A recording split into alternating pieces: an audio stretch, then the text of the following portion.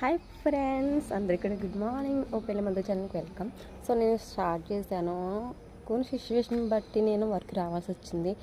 అంటే అదొక middle class వాళ్ళకి చాలా ఇబ్బందిగా ఉంటుంది. సో నేను రాక కొత్తగా ఫస్ట్ టైం నేను వర్క్ చేయడానికి వచ్చాను. సో నేను చేసే వర్క్ మీకు నేను చూపిస్తా, చూడండి ఫ్రెండ్స్. సో ఇది నేను చేసే వర్క్, బేల్ వర్క్.